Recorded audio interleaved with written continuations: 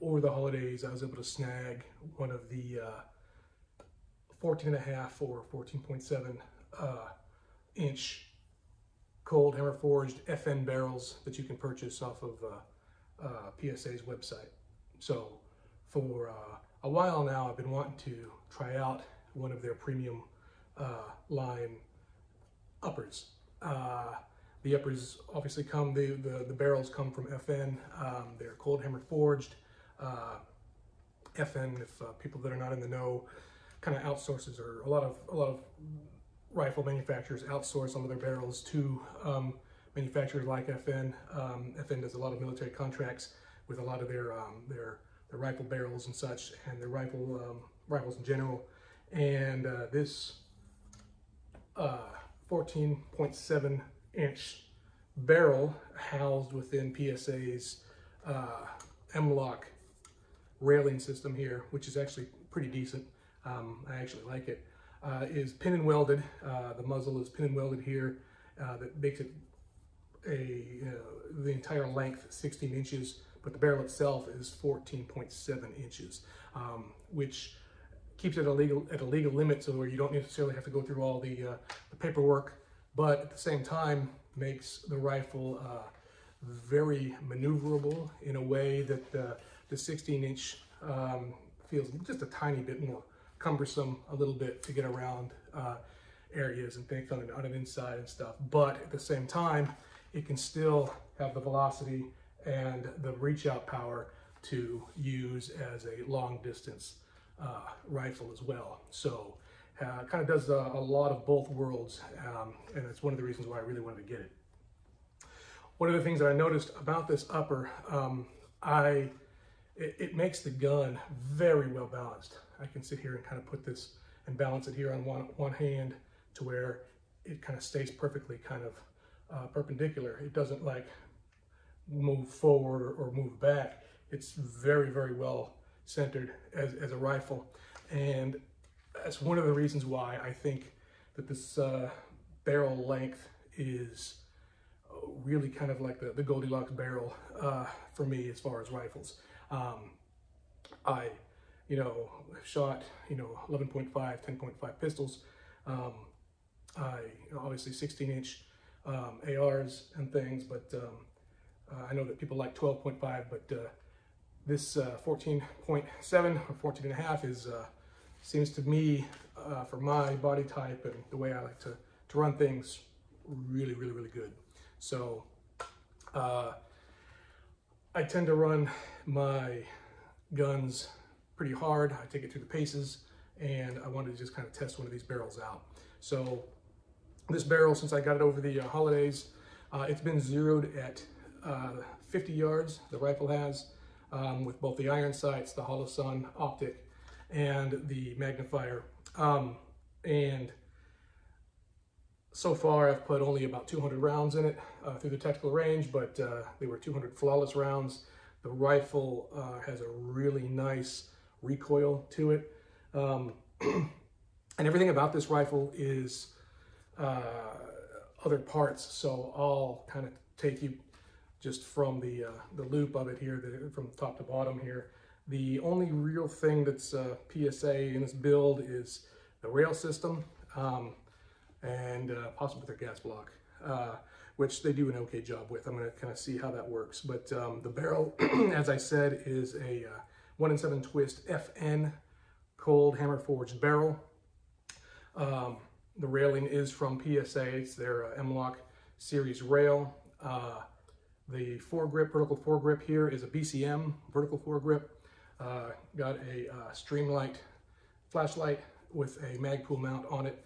I'm going to actually change this out to something else because it kind of sticks out a little bit, but for right now it works pretty well.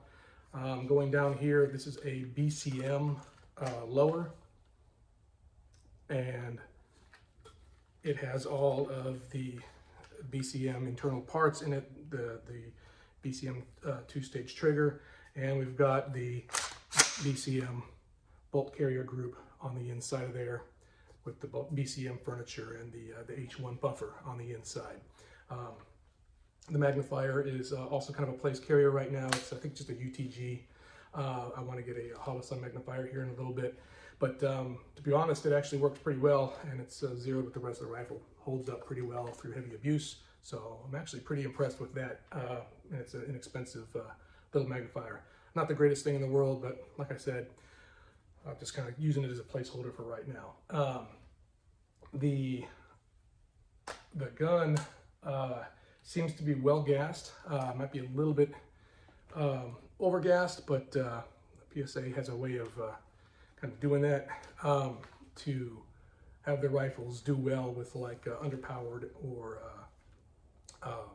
lower spec ammunition, which is good in my opinion. But I didn't feel that way with this particular rifle. Ejection pattern is always about 3:30, 4 o'clock. No real issues there. And the recoil signature of the rifle when it's coming back seems very comfortable with the H1 buffer in it. I know a lot of people think that they run carbine buffers with their FN barrels, with, you know, especially the 4.7s and things, but this H1 has given me no problems. The gun seems to like it quite a bit. Anyway, one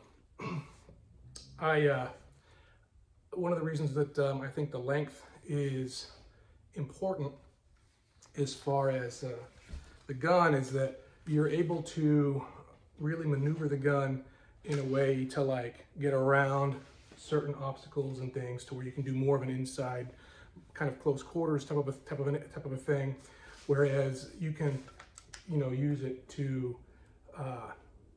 you know, reach out, like I said, and you know, go for larger targets. The mag changes are very easy, very fluid to get with the rifle, just because of the way it's balanced. So if you're shooting here on one arm this way, you can literally just hold it up here and, you know, drop it this way and drop it in this way and get it out. There's no top heaviness with the barrel. It actually fits pretty well, you know, into your grip in your pocket here, and it really just has a really nice overall perpendicular balance to it. So one of the things that I really liked about that when I brought it in, the barrel is somewhat lightweight. It's military. It's just made to the military standard, so it's not like a pencil barrel or anything like that. But the rail system is kind of lightweight. It's not it's not per se light, but it seems to be lighter than the other uppers that I were putting on it, including the BCM, which was a heavier barrel. It was a little bit top heavy with the stuff that I had on it, and the A2 sight and all of that. So this one seems to be just maneuvering a lot better, and it's something that I'm really going to be starting to put a lot of rounds through, take it to some training classes and things like that, to just see how the barrel holds up, how the gun holds up, how their craftsmanship holds up. For FN, I'm expecting, you know, a lot of good things. They're just as reliable and durable as, you know, competitors as far as like, you know, like BCM and Daniel Defense. The FN barrels are really good to go. Being on, you know, a more top tier lower with more top tier internal parts in it, I think it's going to do well. So I got you know, spend money on the stuff that's on the inside it, and you know, a little bit less on certain things as far as, but you know, the flip up sights that I got on it are just the you know, Magpul backup sights. The charging handle, I think, is a Timber Creek charging handle, which has actually been pretty decent. I actually like that charging handle quite a bit. So it's able to really get, you know, a good grip on it, right? On either side, it's an ambidextrous charging handle. So anyway, just a small kind of review of what I'm going to be doing with this particular barrel. So far, so good.